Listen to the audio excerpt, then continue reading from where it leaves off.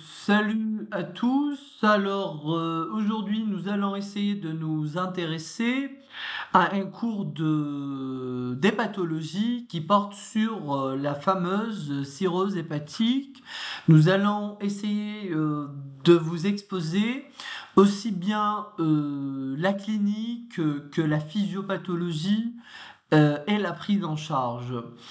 Alors, parler de cirrhose et parler d'une hépatopathie grave qui représente alors le stade majeur ou ultime du développement de la fibrose hépatique. Donc, c'est le stade le plus avancé de la fibrose hépatique qui fait apparaître cette cirrhose. Cette cirrhose marque en fait le terme évolutif de toute hépatopathie chronique, c'est-à-dire toute hépatopathie chronique, quand elle évolue, quand elle arrive à son stade ultime et terminal, elle va la entraîner ou elle va se transformer en cirrhose. Les complications de la cirrhose sont potentiellement graves. Nous avons donc sur la complication hémodynamique la plus fréquente, c'est l'hypertension portale, avec une hémorragie digestive par rupture de varices œsophagiennes ou œsogastriques, les infections du liquide acide, le syndrome hépatorénal et le carcinome hépatocellulaire. Alors, comment peut-on définir cette cirrhose? La cirrhose est un processus diffus qui va intéresser tout le foie et qui va en bouleverser l'architecture lobulaire. D'accord? Donc, il va y avoir une fibrose étendue, extensive et mutilante qui va démanteler l'organisation architecturale du foie. Elle va également modifier et chambouler toute son architecture normale. Pourquoi? Parce qu'il va y avoir une fibrose importante et diffuse qui va intéresser tout le foie avec interposition ou intercalation de nodules de régénération. Ces nodules de régénération essayent de reconstituer le parenchyme hépatique qui a été détruit tout au long de l'hépatopathie chronique. D'accord? Et du point de vue étymologique, le mot cirrhose fait référence au mot kyros, qui vient du grec ancien et qui signifie roux, en raison de la couleur jaune-orangé des nodules de régénération. Ce n'est pas la couleur de la fibreuse, non, c'est plutôt les nodules de régénération qui jaillissent entre la fibrose. Nous avons de la fibrose un peu partout avec apparition de nodules de régénération comme ça. Voilà qui sont de couleur jaune-orangé, et qui vont conférer alors cette couleur au foie cirrhotique. La désorganisation architecturale du parenchyme hépatique, c'est-à-dire c'est l'architecture du foie, c'est la structure du foie qui va être mutilée, va entraîner une insuffisance hépatocellulaire, une hypertension portale et un carcinome hépatocellulaire en cas de dégénérescence. Et pour faciliter ou simplifier encore les choses, la cirrhose est définie du point de vue strictement histologique parce que c'est une condition structurale qui va donner des répercussions fonctionnelles, d'accord? Donc c'est une définition strictement histologique, c'est un trouble architectural diffus du parenchyme hépatique caractérisé parfois caractérisé par quoi? Et il est caractérisé par l'existence d'une fibrose qui est diffuse, je dis bien, c'est pas une fibrose localisée, c'est une fibrose diffuse entourant des nodules hépatocytaires de régénération. C'est une fibrose qui va être infiltrée ou on va dire intercalée de nodules de régénération, qui sont des proliférations hépatocytaires qui tendent à reconstituer alors le capital hépatocytaire perdu. Et lorsqu'on parle de cirrhose compensée, ça veut dire ces nodules de régénération là hépatocytaire arrivent à assumer toutes les fonctions attachées au foie. D'accord? Mais quand il y a une décompensation, ça veut dire que la fibrose est très très importante et que les nodules de régénération n'arrivent pas à assurer toutes les fonctions hépatiques. Donc au cours de la cirrhose, nous avons une destruction du capital hépatocytaire, voilà, avec bien sûr des nodules de régénération qui essayent de resituer ce capital hépatocytaire perturbé.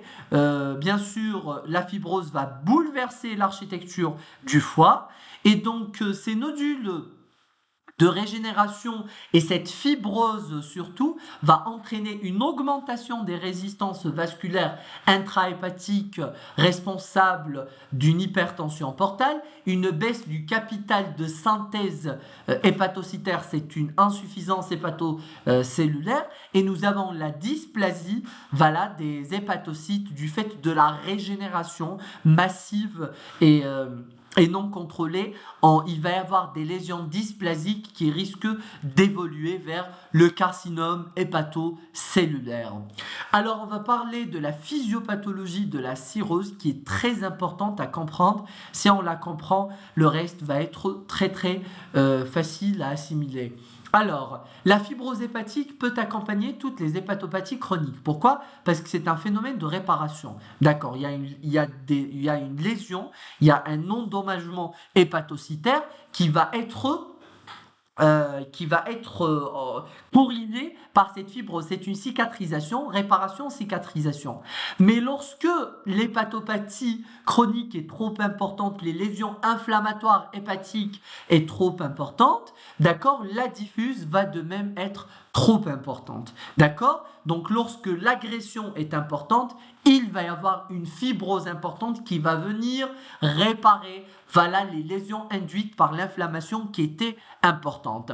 Les principales causes d'hépatopathie chronique et de fibrose hépatique voilà, consécutives, c'est l'intoxication alcoolique, nous avons les hépatites alcooliques, nous avons les hépatites d'origine infectieuse virale chronique B et C, nous avons les stéatohépatites non alcooliques, il y a l'hémochromatose génétique et d'autres causes qui sont les hépatites auto-immunes, les hépatopathies métaboliques dans la maladie de Wilson, qui est une maladie donc héréditaire liée au métabolisme du cuivre, et nous avons les hépatopathies médicamenteuses qui sont induites par les médicaments, tout comme le méthotrexate. Alors, la fibrose hépatique, c'est un processus qui est chronique, qui est évolutif, qui se constitue petit à petit avec le temps et est difficile à évaluer avec certitude. Mais chez la majorité des patients, la progression vers la cirrhose intervient dans un délai de 15 à 20 ans d'hépatite chronique. Imaginez, d'accord, combien de temps va mettre cette hépatopathie chronique pour se transformer, pour se convertir, on va dire, en cirrhose. Voilà, nous avons sur cette petite schématisation qui est très simple, nous avons un foie qui est sain, qui va s'inflammer. Et à la place de cette inflammation, une fibrose va venir, va là s'installer pour réparer cette inflammation qui était massive.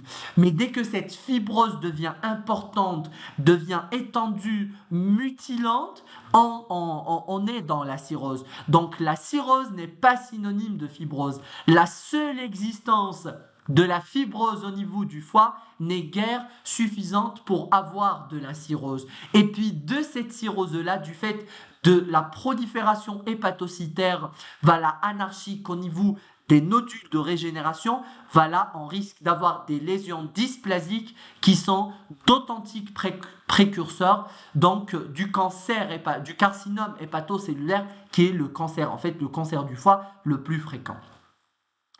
La sévérité de l'inflammation et de l'agression hépatique, d'accord, de nature inflammatoire, c'est hépatitique, est habituellement corrélée au taux de progression de la fibrose. Donc plus les lésions inflammatoires ou l'agression hépatique est importante, plus la progression vers la cirrhose va être rapide. Par ailleurs, il existe un effet synergique de cofacteurs d'agression hépatique. Cela est surtout démontré dans le cadre d'excès d'alcool ou de stéatose hépatique avec hépatite secondaire au cours des hépatites virales. Si nous avons une hépatite virale et on est buveur d'alcool et on a une stéatose hépatique, ça va être voilà, évidemment, d'accord, une voie de progression très accélérée vers la cirrhose, d'accord. La fibrose hépatique, en fait, c'est un mécanisme de réparation de l'inflammation hépatique qui est trop importante. L'agression chronique du foie, d'accord, va détruire le capital hépatocytaire et donc une augmentation des constituants de la matrice extracellulaire. Cette augmentation des constituants de la matrice extracellulaire est à visée réparatrice, mais malheureusement, elle va être exagérée et elle va être étendue à tout le parenchyme hépatique qu'elle va gêner les hépatocytes de se reconstituer. Donc, il va y avoir beaucoup de fibrose et peu d'hépatocytes. Les hépatocytes, on les retrouve au niveau des foyers de régénération. Je vais essayer de faire un zoom sur ce schéma. Voilà un foie normal. Nous avons des espaces portes et nous avons que des hépatocytes. Mais lorsque nous avons des lésions inflammatoires importantes au niveau du foie, il va y avoir de la fibrose qui va venir, voilà, s'installer au niveau hépatique. Vous voyez ces cordons de fibrose là. C'est la matrice extracellulaire qui va s'épaissir et qui va prendre de l'ampleur au niveau du parenchyme hépatique. Alors que les hépatocytes, on les retrouve dans des zones comme ça, rondes et étranglées par de la fibrose. Vous voyez qu'il y a un étranglement par de la fibrose. Voilà où vont siéger les cellules hépatiques qui vont proliférer, voilà, dans le but de restituer le capital hépatocytaire et bien sûr pouvoir assurer toutes les fonctions hépatiques. C'est les nodules de régénération. C'est pourquoi on les appelle, c'est des nodules de régénération. Et ils vont faire saillie à la surface hépatique. Vous voyez tous ces nodules-là, toutes ces élévures-là à la surface du foie, d'accord, sont les nodules de régénération étranglés par de la fibrose. Et du fait que ces nodules de régénération vont essayer de se multiplier rapidement, voilà, dans le but d'assurer les fonctions hépatiques, voilà, on risque d'avoir des erreurs dans voilà la réplication de l'ADN, source de dysplasie et de dégénérescence en néoplasie maligne, c'est le carcinome hépatocellulaire. Alors, la fibrose hépatique est une réponse de cicatrisation excessive et exagérée à cette agression hépatique. Nous avons une agression hépatique, nous avons une réponse à cette agression qui est la fibrose. Plus l'agression hépatique est importante, plus le mécanisme de cicatrisation va être massif.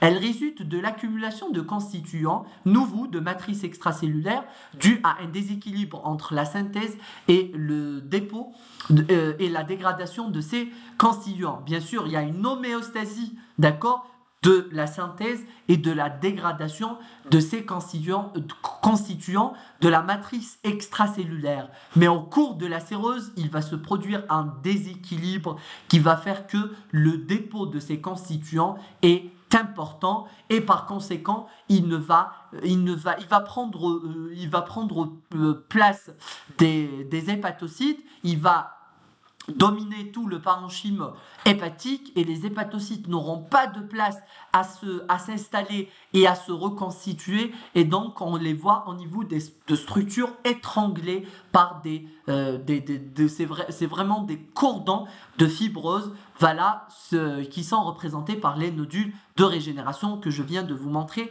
et que je vais bien sûr vous remontrer dans les illustrations qui suivent. Alors, le stade le plus avancé de la fibrose hépatique est la cirrhose. Présence de fibrose hépatique ne veut pas dire cirrhose, c'est une fibrose étendue, c'est une fibrose importante qui donne la cirrhose. Au cours des hépatopathies virales et biliaires, on peut avoir une hépatite biliaire, une hépatite virale. La fibrose hépatique est un point de départ portal, c'est-à-dire qu'elle va commencer au niveau des espaces portes, ensuite s'étendre progressivement. Voilà, périphérique à partir des espaces portes. Voilà, tandis qu'elle est centrolobulaire, c'est-à-dire ici, d'accord, centrolobulaire au cours des hépatopathies alcooliques. Là, c'est un détail qui vous importe très peu. Le remodelage de la matrice extracellulaire, d'accord, c'est-à-dire la fibrogénèse, la synthèse des fibres de la matrice extracellulaire et le processus opposé qui est la fibrolyse, est régulé par une famille d'enzymes. Ce sont les métalloprotéinases, d'accord, et leurs inhibiteurs qui sont les TMP, inhibiteurs tissulaires des métalloprotéinases, comme c'est inscrit en anglais. Les MMP ont pour rôle de dégrader la matrice extracellulaire, donc elles ont quand même un effet bénéfique. Voilà, s'il en est en situation de fibrose avancée ou de cirrhose. Au cours des hépatopathies chroniques chez l'homme, il existe une diminution de la synthèse de ces enzymes, malheureusement par les cellules étoilées du foie. Ce sont les cellules stellaires. Voilà, je vous rappelle, ce sont les cellules de Ito, d'accord, c'est les cellules de Ito, d'accord, c'est un connaisseur japonais. Voilà, qui synthétise ou qui assure la synthèse de ces enzymes qui s'occupent de la dégradation du collagène. Ce sont des collagénases. Mais au cours des hépatopathies chroniques, il y a une diminution de synthèse de ces enzymes, donc une diminution de la fibrolyse. S'y associe une inhibition de leur activité par les TIMP. C'est-à-dire, c'est quoi les TIMP? C'est les inhibiteurs tissulaires de métalloprotéase. Diminution des métalloprotéases et augmentation des inhibiteurs des métalloprotéases. Donc, il va y avoir quasi-disparition de la dégradation du collagène interstitiel par rupture de l'équilibre physiologique entre fibrogénèse et fibrolyse en faveur de la fibrogénèse. Voilà, ça va de soi. Et donc, il va y avoir une fibrose étendue incontrôlée. Il n'y a que de la fibrogénèse, il n'y a pas de fibrolyse parce que les acteurs de la fibrolyse sont bloqués ou bien parce qu'ils ne sont pas synthétisés. Les conséquences physiopathologiques de la fibrose hépatique, installation progressive de la fibrose autour des sinusoïdes hépatiques. S'il y a de la fibrose autour des sinusoïdes hépatiques, que va-t-il se passer? Il va y avoir une augmentation des pressions vasculaires à l'intérieur du foie. Première conséquence. En effet, la fibrogénèse, qui est un processus initiateur de cirrhose, bien sûr, la cirrhose, elle se constitue peu à peu, d'accord, c'est de la fibrose qui avance petit à petit jusqu'à ce qu'elle aboutisse à son stade ultime qui est la cirrhose. Alors donc la cirrhose, elle est due à une accumulation excessive de la matrice extracellulaire, c'est-à-dire si l'on ouvre le foie, on ne retrouve que de la matrice extracellulaire et très peu d'hépatocytes au niveau des nodules de régénération, d'accord, dans le parenchyme hépatique. Et bien sûr, cette fibrose importante qui va resserrer les vaisseaux va entraîner une distorsion architecturale, ça va mutiler, ça va vraiment déformer le foie. Et bien sûr, la formation de nodules de régénération. D'accord, nodules de régénération. Très bien. S'y associent des modifications phénotypiques des cellules endothéliales. Les cellules endothéliales vont perdre leur fenestration, donc voilà entraînant une rigidification des sinusoïdes. Cette fibrose, il y a vraiment des mécanismes moléculaires inducteurs qui vont aboutir à toutes ces conséquences-là. Donc il va y avoir une rigidification des capillaires, perte de fenestration. Voilà, ceci va aboutir à une augmentation des pressions. De plus, nous avons un dépôt de collagène dans les espaces de 10. Ce sont les espaces péricapillaires, ils sont schématisés ici. Donc voilà les espaces de 10. Voilà en temps normal les espaces de 10. Il y a très peu de matrice extracellulaire. Mais au cours de la cirrhose, nous avons une déposition exagérée de matrice extracellulaire au niveau de ces espaces de 10 qui sont les espaces périsinusoïdaux ou les espaces péricapillaires. L'ensemble de ces modifications anatomiques va aboutir à une augmentation des résistances vasculaires intrahépatiques par le biais principalement d'un phénomène compressif. Non seulement il y a un phénomène compressif, il y a de la fibrose qui va resserrer les capillaires hépatiques, nous avons également les cellules endothéliales qui perdent leur perméabilité, qui perdent leur fenestration, voilà, contribuant ou renforçant cet effet donc sur l'augmentation des pressions intrahépatiques. Ainsi, la fibrose excessive aura pour conséquence une diminution de la perméabilité sinusoïdale, une diminution de la perfusion hépatocytaire qui est due au développement d'une circulation veineuse collatérale, voilà, et une hypertension portale par augmentation des résistances vasculaires intrahépatiques. Parce que l'hypertension portale, c'est quoi? C'est comme son nom l'indique. C'est un phénomène strictement hémodynamique. C'est l'augmentation des pressions au niveau de la veine porte. Cette augmentation des pressions tire son origine du parenchyme hépatique. La première augmentation de pression va survenir au niveau hépatique. Pourquoi? Les capillaires, qui sont la finalité, en fait l'aboutissement du système porte, à l'intérieur du parenchyme hépatique, sont serrés, sont rigides. D'accord? Ils vont subir des modifications moléculaires et ils sont gênés par les fibres excessives. Voilà le capillaire, voilà les cellules endothéliales, voilà les fibres. Les cellules endothéliales vont perdre leur fenestration, leur perméabilité. Vous voyez comment elles vont se rapprocher les unes des autres et elles vont devenir, voilà, très étanches. Et nous avons, voilà, de l'autre côté, les cellules endothéliales normales qui sont quand même, c'est des capillaires sinusoïdes, c'est des capillaires hyper fenêtrés, d'accord? Et hyper perméable. Et dans ce cas-là, nous avons une défaillance capillaire à l'origine de l'augmentation des pressions, à l'origine de l'installation d'une hypoperfusion hépatique et à l'origine d'une installation d'une hypertension portale. Pardon, je suis saturé. L'hypertension portale, je vais en parler brièvement parce qu'il y a un cours dédié, d'accord, qu'on verra par la suite. Juste ici, j'attire votre attention sur cette coupe histologique qui est magnifique, qui nous montre alors la fibrose hépatique et nous montre les nodules de régénération. Voilà, donc la fibrose hépatique, comment elle va s'étendre. Voyez, et là nous avons des lobules hépatiques, d'accord? Ici nous avons les nodules de régénération. Vous voyez la prolifération, vous voyez les noyaux des hépatocytes, et ici nous avons la veine porte. D'accord. La veine porte, elle est gênée bien sûr par de la fibrose. Elle est encerclée de part et d'autre par de la fibrose. L'hypertension portale, c'est l'une des principales complications de la cirrhose, redoutable complication. Elle résulte de la combinaison d'une augmentation des résistances intrahépatiques et du débit sanguin portal. Non seulement il va y avoir une augmentation des résistances intrahépatiques, il y a un mécanisme physiopathologique qui va entraîner une augmentation du débit sanguin portal. Ces deux phénomènes-là vont s'entretenir, voilà, et se potentialiser pour entraîner une bonne augmentation de la pression portale, hypertension portale, avec toutes ces conséquences que l'on redoute. Alors, l'augmentation des résistances intrahépatiques résulte d'une part d'une cause mécanique, on vient d'en parler, c'est la fibrose. D'autre part, il y a des phénomènes vasoactifs. Il va y avoir un déséquilibre vasomoteur en faveur des éléments vasoconstricteurs. D'accord, c'est plutôt l'endothéline 1 qui va prendre le dessus par rapport au monoxyde d'azote. Endothéline 1, excellent vasoconstricteur, monoxyde d'azote, excellent vasodilatateur. On aurait aimé que ce soit le vasodilatateur qui prenne en fait le dessus, mais malheureusement c'est l'endothéline qui va prendre le dessus, qui va entraîner une vasoconstriction intrahépatique et qui va quand même renforcer cette augmentation des pressions intrahépatiques. Ceci est dû à un déficit de synthèse du monoxyde d'azote et à une augmentation de synthèse d'endothéline 1. De plus, l'hypertension portale est caractérisée par une hypersénésie circulatoire ou une hyperkinésie circulatoire. Vous pouvez la retrouver dans certains articles. Ce sont des synonymes. Ce phénomène-là, d'hyperkinésie ou d'hypersénésie circulatoire, est associé à une vasodilatation artérielle splanchnique et des résistances vasculaires systémiques qui entretiennent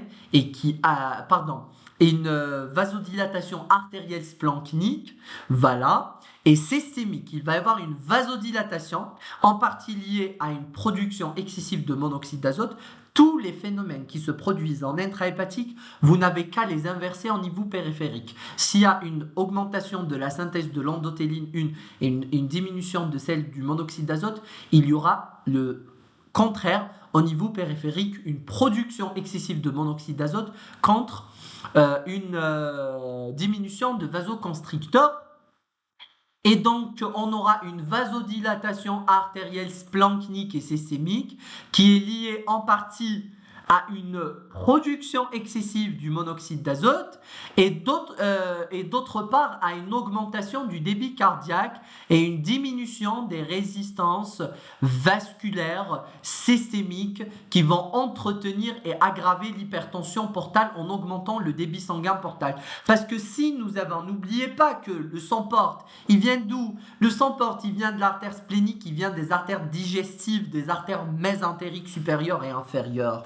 Alors, s'il y a une augmentation de la perfusion intestinale, de la perfusion splénique par augmentation, par augmentation du débit cardiaque et par vasodilatation artérielle splanchnique et systémique, forcément on aura une augmentation du débit sanguin portal et donc ceci va contribuer à l'augmentation plutôt à l'hypertension portale.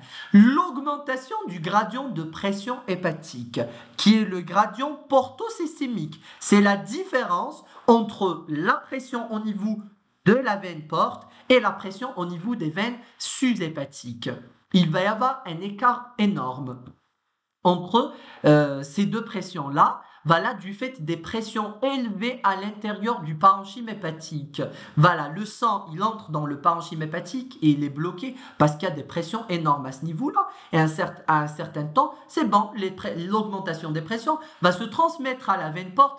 On est, voilà, devant une authentique hypertension portale. D'accord?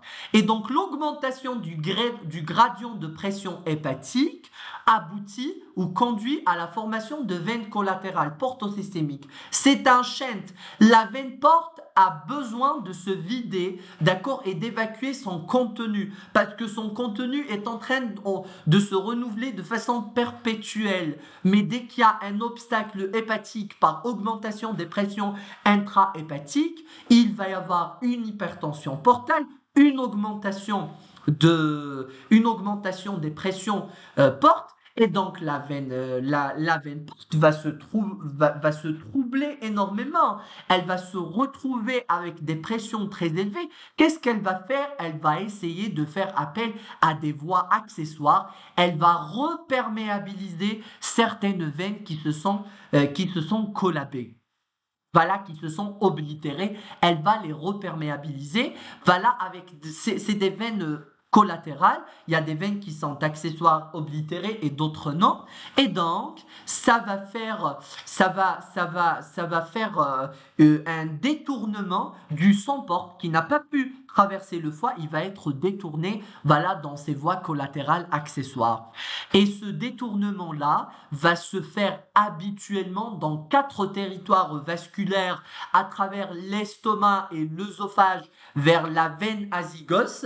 Voilà, et ça va être à l'origine, voilà, des varices œsophagiennes et des varices œsogastriques. On sait bien que la veine porte est au carrefour du système azygos et du système cave. Rappelez-vous de l'anatomie. Mais la veine porte, elle se draine dans le système cave. Sauf en cas d'hypertension portale, elle ne peut pas se drainer dans les veines caves parce qu'il y a un obstacle hépatique ou autre, alors il y a une compression ou autre. Donc que va-t-il se passer? Elle va faire appel au système azygos qui va la dépanner en quelque sorte, il va lui drainer le sang de façon accessoire. Mais cela n'est pas sans conséquence. Il va s'accompagner d'une constitution de varices œsophagiennes et de varices gastriques, plus ou moins, mais le plus souvent des varices des œsophagiennes. Ces varices-là qui se constituent, à un certain moment, c'est une augmentation importante de pression, elles risquent de se rompre. Si elles se rompent, c'est l'une des complications de l'hypertension portale. La deuxième voie collatérale à laquelle on fait appel au cours d'une hypertension portale, c'est le rectum via la veine mésentérique inférieure, l'ombilique par la reperméabilisation de la veine ombilicale qui est en temps normal oblitérée, on va la reperméabiliser, il va y avoir une voie collatérale ombilicale, l'estomac puis la rate par la veine cave inférieure. Donc on va essayer de faire un détour vers la veine cave inférieure et un shunt vers la veine azygos. On essaye de vider le contenu de la veine porte qui est en hypertension, en surpression. D'accord? Très bien. Ce phénomène-là est à l'origine de varices œsophagiennes, varices œsogastriques, ce qu'on appelle la gastropathie hypertensive et les varices ectopiques. On peut avoir des varices un peu partout dans les territoires que je viens de vous citer. Ascite et syndrome hépatorénal. L'ascite est une complication fréquente, souvent révélatrice de la cirrhose, d'accord, par hypertension portale. C'est une conséquence de la cirrhose et de l'hypertension portale, d'accord? C'est une conséquence de la cirrhose et de l'hypertension portale. Deux conditions sont nécessaires à l'installation de l'hypertension portale, de la cirrhose. Je viens de vous dire que la cirrhose est une conséquence de la cirrhose. Comment elle résulte de cette cirrhose? Par l'insuffisance hépatocellulaire, parce qu'il va y avoir une hypoprotédémie, plus précisément une hypoalbuminémie. Et une hypertension portale par augmentation des pressions, c'est clair.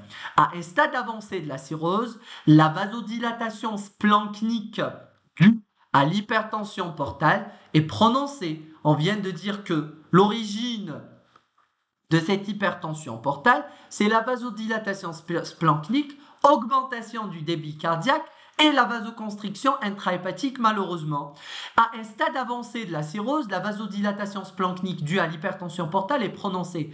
Et ça va mener à quoi? Ça va mener à un dysfonctionnement de la circulation sanguine systémique et splanchnique. Nous avons une vasodilatation partout, nous avons une augmentation du débit cardiaque, il va y avoir une hypertension portale associée, une insuffisance hépatocellulaire, il y a plein de désordres qui se potentialisent, l'un renforce l'autre. La vasodilatation splanchnique et systémique est la diminution relative du débit cardiaque parce qu'à un stade avancé, le débit cardiaque ne va pas se maintenir élevé, il va diminuer, mais relativement. D'accord. Il va diminuer relativement. Donc la vasodilatation splanchnique et systémique. Nous avons le premier désordre qui est d'ordre vasculaire. Le deuxième qui est d'ordre cardiaque, diminution relative du débit cardiaque, bien que même l'augmentation soit anormale, hein, même l'augmentation du débit cardiaque, parce que c'est elle qui contribue plus ou moins fortement à la constitution de cette hypertension portale dont je viens de vous parler. Et donc, ces deux conditions-là sont à l'origine d'une hypovolémie relative. Voilà, c'est la vasoplégie avec diminution du volume sanguin effectif. Ça ne veut pas dire que nous avons perdu du sang ou nous avons perdu du plasma ou de l'eau plasmatique. Non, il n'y a aucune déshydratation, ni perte plasmatique, ni perte de la masse sanguine, mais nous avons une vasoplégie par vasodilatation splanchnique et systémique qui va entraîner une hypotension, une baisse du débit cardiaque par diminution du retour veineux. Voilà à l'origine d'une hypovolémie relative et non pas hypovolémie absolue ou vraie, et diminution du volume sanguin effectif. Nous avons du volume sanguin, mais qui ne sert à rien, parce que les vaisseaux sont endormis, ils sont en paralysie en quelque sorte. Il en résulte une diminution de la vasoconstriction rénale. Bien sûr, la vasoconstriction rénale ne va pas être trop fameuse, et de la pression artérielle moyenne, parce que nous avons une vasodilatation splanchnique et systémique, chose que vous devriez apprendre, voilà, par cœur, et en vue de maintenir la pression artérielle. Pour maintenir la pression artérielle, il va y avoir des facteurs homéostatiques, autrement dit des facteurs de remédiation, des facteurs de correction qui vont être libérés avec des facteurs antinatriurétiques parce qu'il y a une hypotension. Ces facteurs, ils vont intervenir, c'est des facteurs antinatriurétiques. Ils vont se dire, il y a une hypotension, il n'y a pas de volume plasmatique, donc il y a une hypovolémie vraie. Ils vont réagir de la même façon que lorsqu'il y a une hypovolémie vraie. Donc il va y avoir un effet antinatriurétique. On va retenir le sodium et on va retenir par conséquent de l'eau. Qu'est-ce qu'il va en résulter? Il va en résulter une rétention hydrosodée. Le volume plasmatique, n'oubliez pas, il est en train d'augmenter au fur et à mesure. Par ailleurs, l'association de l'hypertension portale à de la vasodilatation artérielle splanchnique. Nous avons une hypertension portale plus vasodilatation artérielle splanchnique, d'accord? Augmentation des pressions d'un côté, du côté veineux, parce qu'il ne faut pas oublier que les veines digestives vont se drainer dans la veine porte. Donc de l'extrémité veineuse, il y a une augmentation des pressions. De l'extrémité artérielle, il y a une baisse des pressions. Donc, il va y avoir un désordre d'ordre microcirculatoire, ça veut dire capillaire, au niveau splanchnique. Et il va y avoir une altération de la perméabilité intestinale. Ne pas oublier que la perméabilité intestinale va augmenter dans cette condition-là et va permettre au liquide, voilà, au liquide n'ayant pas pu être drainé par la veine porte parce qu'il y a une hypertension portale, donc le liquide il s'accumule en amont de la veine porte. Il n'arrive pas à être drainé. Voilà. Quel est le devenir de ce liquide? Il va y avoir une fuite de liquide dans la cavité intra-abdominale, donc dans la cavité péritonéale. C'est comme si nous avons un excédent de liquide, nous avons un surplus de liquide que la veine porte n'arrive pas à drainer efficacement. On va essayer de le rejeter dans la cavité abdominale péritonéale. C'est l'un des mécanismes de l'acide. Au fur et à mesure que la maladie progresse, la capacité rénale à excréter le sodium et l'eau est altérée. Pourquoi? Parce que nous avons une rétention hydrosodée, c'est une charge sur le rein. De plus, nous avons une vasodilatation. Voilà, la vasodilatation va entraîner une hypoperfusion rénale. Ça, c'est cette vasodilatation, il n'y a pas de pression suffisante pour perfuser efficacement ce pauvre rein. Et donc, il va y avoir une rétention sodée avec développement d'une acide quand le bilan sodé se positive. C'est-à-dire que les pertes sont bien inférieures que les entrées. Excrétion rénale inférieure à l'apport de sodium. D'accord? Voilà. Quelle est la principale voie excrétoire du sodium? C'est le rein. La porte de sortie de sodium, c'est le rein. D'accord? Et donc, le rein n'arrive plus à assurer sa fonction excrétoire de sodium et donc il va y avoir une positivation du bilan sodé, d'accord? Les entrées sont beaucoup plus importantes que les sorties, pardon, et donc c'est déjà un autre mécanisme de l'acide. La diminution de la diurèse, rétention hydrique, vasodilatation, le rein il ne fonctionne plus à l'origine d'une hyponatrémie de dilution. Il ne faut pas oublier qu'on retient le sodium et on retient également de l'eau. Et on retient beaucoup d'eau par rapport au sodium. Donc il va y avoir une hyponatrémie de dilution. D'accord. Donc le sodium qu'on a retenu, il va être dilué. Il va y avoir une hyponatrémie. L'hyponatrémie, c'est pas le reflet d'un déficit en sodium, non, c'est un excès d'eau dans le secteur vasculaire et éventuellement une altération de la perfusion rénale parce que je viens de vous dire il va y avoir une diminution du débit sanguin rénal par diminution par vasoconstriction intense, ramenant au syndrome hépatorénal. Parce que là, il va y avoir, d'où vient cette vasoconstriction intense? C'est une vasoconstriction d'origine intrinsèque. Comment dirais-je là? C'est les facteurs vasomoteurs sécrétés par le rein qui vont assurer cette vasoconstriction dans le but d'améliorer la perfusion rénale, mais en réalité, ces facteurs ne font qu'aggraver la perfusion rénale, aboutissant à une insuffisance rénale, d'accord? Hypoperfusion rénale, insuffisance rénale fonctionnelle, c'est le fameux syndrome hépatorénal. Donc vous voyez la boucle, j'espère que j'étais explicite, je sais que c'est un peu compliqué à comprendre, mais à mesure qu'on s'entraîne et qu'on s'organise, d'accord, on va finir certainement par comprendre, Inch'Allah. Alors, nous avons ce schéma récapitulatif, nous avons alors la vasodilatation splanchnique et systémique, la diminution relative du débit cardiaque. Que va-t-il se passer? Diminution du volume sanguin artériel effectif, c'est une hypovolémie relative. Diminution de la perfusion rénale, c'est l'un des mécanismes, hein, avec une vasoconstriction rénale préglomérulaire.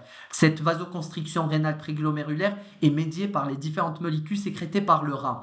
Diminution de la pression artérielle parce qu'il y a une vasodilatation systémique et une vasoconstriction intrahépatique malheureusement. Diminution de la pression de perfusion rénale.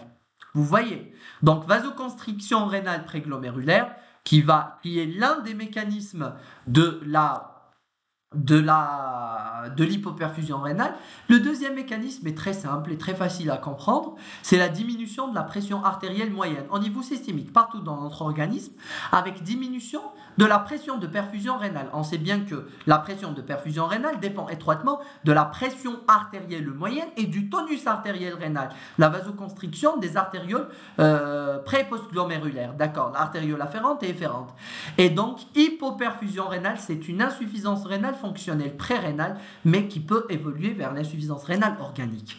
Voilà, ça c'est pour la première partie du cours de la cirrhose qui parle de la physiopathe. D'accord. Et puis je reprendrai d'autres parties, d'autres enregistrements avec les titres qui suivent. D'accord.